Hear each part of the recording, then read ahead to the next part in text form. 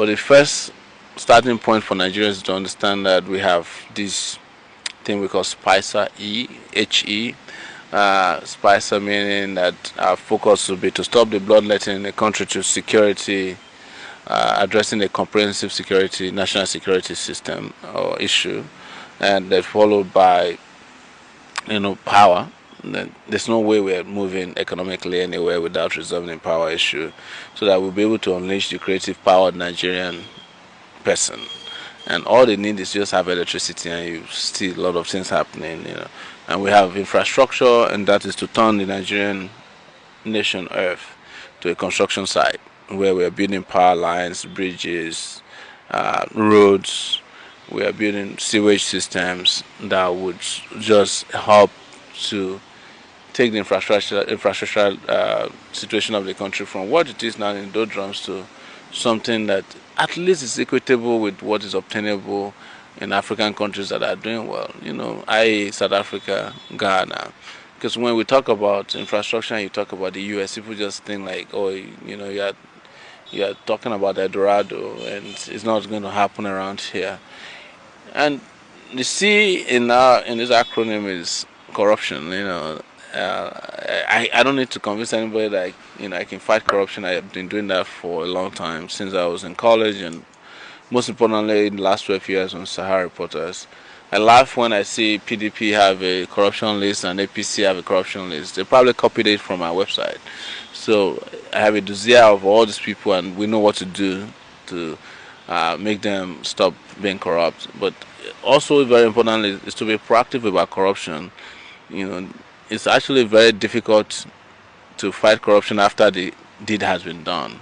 But technology can solve a lot of problems that in such a way that you can prevent people from stealing before they get to steal. Because the moment they steal, then they can hire the senior advocates of Nigeria, lawyers, bribe judges, and make it impossible for you to even retrieve, even though you might get to punish them a bit or embarrass them.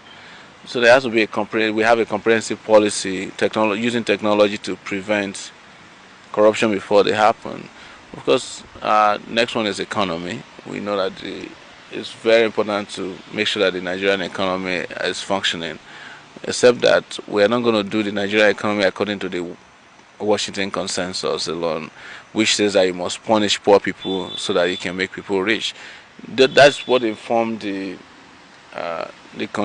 situation that made Jonathan to feel that an economy is working if you have people riding around in private jets, as opposed to an economy that supports, small businesses, be able to support people to be able to send their kids to school, afford medicine, water, and those basic things of life. And how do we intend to ginger the economy? Is to make the minimum wage to be at par with living wage for a start. One of it is to increase minimum wage, from what it is now, the miserable 18,000 naira, which is unconscionable really, to 100,000 as a start. The last thing that is very important, which starts with the agitation of Nigerian people, is restructuring. People want to see the evolution of power. But here is where I have problem, and I'm not afraid to say it. I do not believe that the people who are proposing restructuring now are honest. And that's why the first restructuring that has to happen in Nigeria is an economic restructuring of the country, where people actually enjoy the resources of their country. And then we can then come and discuss, how much power needs to go to the states. Right now, the states have powers that they are abusing.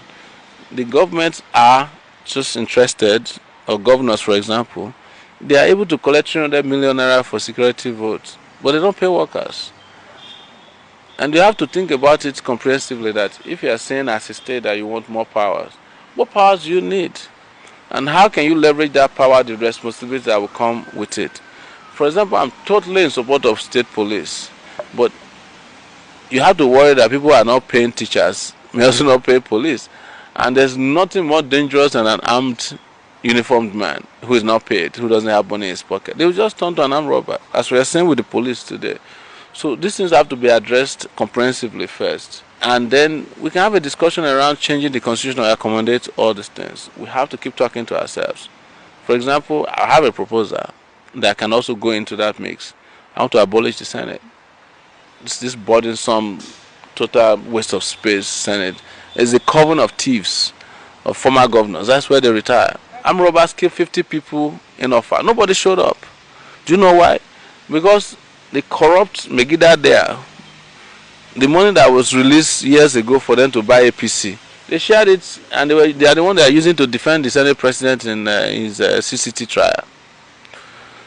All of these are connected, you understand? So you have to just overhaul the security architecture of this country, make sure that nobody is taking sides with criminals, and as soon as you have a president who doesn't take sides with criminals, you can never have a police IG that is taking sides with criminals, or an army GOC that is taking sides with criminals, or the chief of army staff that is himself corrupt. As long as you have these elements within the system, there's no way the Boko Haram war could have ended.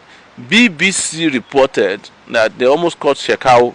This is not, it's not Sahara reporters, but they were asked to stand down 5 kilometers from him because they don't want to kill him. As soon as they kill him, the war will be over. There won't be, freebies anymore for the generals.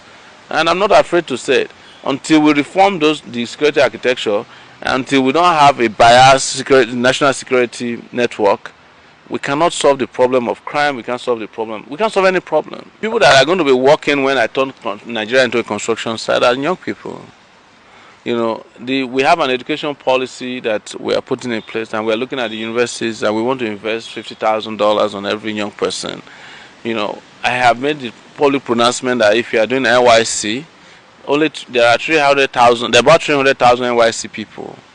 If you are doing NYC, we'll pay you 50,000 naira. And if anything happens to you during the year of service, you get 10 million naira. They are young people, like we're talking about youth. And people ask me, how are you going to pay NYC 50,000 and not have inflation in society? Let me give you an example. I come from Niger Delta region. There are 30,000 militants, so-called, that are under amnesty. They are receiving 135,000 naira per month from the federal government. They don't do anything. They just wake up. Some of them go and smoke, drink. They come back at the end of the month for doing nothing, just being militants, carrying guns against the federal government of Nigeria, insurrection. They are getting paid. So how is it then impossible to pay a guy who is ready to risk his life to go and be a teacher and mold the future of kids as NYC? How is it impossible to pay them 50,000 naira? Every time politicians in this country want to rig election, they use you. When they want to go and carry out assassination, they use you. When they want to go and carry out ballot boxes, they use you. I've asked and urged the youth to just withdraw their services and act in what I call self-enlightened interest. These adults have been fooling us. How they sold us down the river. And the reason is say, what about us? What about the love they promised us? What about the care they promised us? Where is all of that? And the moment you cannot find a semblance of what they promised you, just withdraw your